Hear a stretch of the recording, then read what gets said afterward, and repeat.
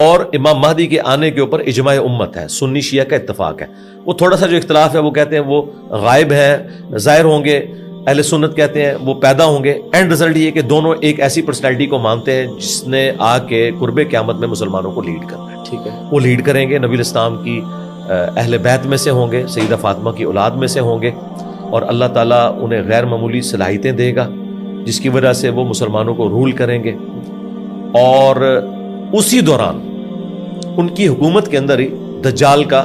ظہور ہوگا۔ دجال اس وقت بھی دنیا میں موجود ہے، ٹھیک ہے، صحیح مسلم میں ہے، تمیم داری نے اس کو دیکھا تھا اور نبی الاسلام نے اس کی تصدیق کی۔ ٹھیک ہے، زنجیروں میں جکڑا ہوا ہے، وہ جب اللہ تعالیٰ چاہے گا وہ ظاہر ہو جائے گا۔ یہ کہتے ہیں نا ایک سسٹم کا نام ہے، سسٹم تو ہے ظاہر ہے، دجالی سسٹم تو ابھی بھی موجود ہے، لیکن اس سسٹم کا ایک نمائندہ بن کے آئے گا وہ، ایک آنکھ اس کی ہوگی، جس طرح یہ سسٹم بھی صرف مادہ کی آنکھ رکھتا ہے، روحانیت کی آنکھ نہیں رکھتا، لیکن اس کا ایک نمائندہ، ایک فزیکل، ایک پرسنالٹی بھی ہے دجال۔ ٹھیک ہے، ہاں جی، اس کا انکار ممکن نہیں ہے۔ اور وہ دجال جب آئے گا تو ظاہر ہے کہ یہودی ایک کرائسٹ کے انتظار میں ہے، وہ آ کے یروشلم میں انہیں توحید سکھا کے چلا گیا، انہوں نے اسے ولد الحرام اور دجال ڈکلیئر کیا، نعوذ باللہ، عیسیٰ ابن مریم کو۔ اور اب جب اینٹی کرائسٹ جھوٹا دجال آئے گا، یہ اسے اپنا مسیح مان لیں گے، ٹھیک ہے، اور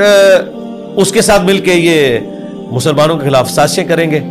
اب دجال کو اللہ تعالیٰ نے غیر معمولی صلاحیتیں دی ہوں گی امت کی آزمائش کے لیے۔ کہتے ہیں نہیں ایسے کیسے ہو سکتا ہے، شیطان کے پاس تھوڑی صلاحیتیں ہیں، بخاری مسلم میں حدیث ہے شیطان تمہارے خون میں بھی دوڑتا ہے، ٹھیک ہے، کسی کو بھی وسوسہ دلا سکتا ہے۔ تو دجال کو اللہ تعالیٰ نے کوالٹیز دی ہیں جو بخاری مسلم میں ہے کہ اس کے حکم سے بارش برسے گی، زمین سبزہ اگائے گی، اور اس زمانے میں ایک کامل الایمان مومن اس کے سامنے کھڑا ہوگا اور وہ کہے گا تو دجال ہے، وہ کہے گا میں تجھے قتل کر کے دوبارہ زندہ کروں گا،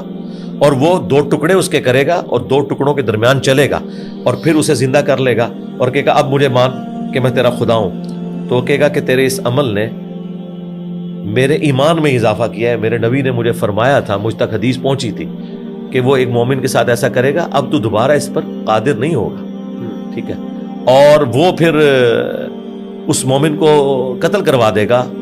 اپنے وہ جہنم اور جنت ساتھ لے کے چلے گا۔ وہ جو جہنم ہے اصل میں اس کی جنت،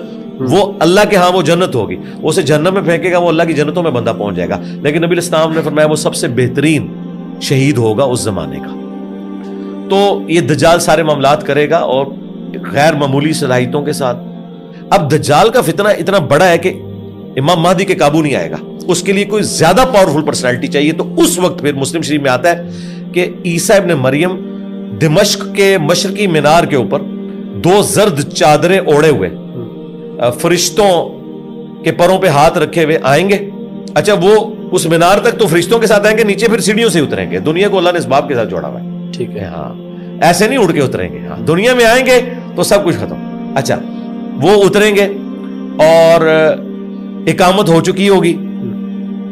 مسلمانوں کا امیر نماز پڑھانے لگے گا اور وہ دیکھیں گے عیسیٰ ابن مریم ہے تو وہ مصلی چھوڑ دیں گے۔ تو عیسیٰ ابن مریم کہیں گے کہ نہیں، یہ اعزاز ہے تمہارے لیے کہ تم میں بعض کے امام ہوتے ہیں، میں تمہارے پیچھے نماز پڑھوں گا۔ لیکن عیسیٰ ابن مریم کو اللہ نے غیر معمولی صلاحیت دی ہوگی، ان کے سانس کی وجہ سے۔ مسلم شریف میں آتا ہے کہ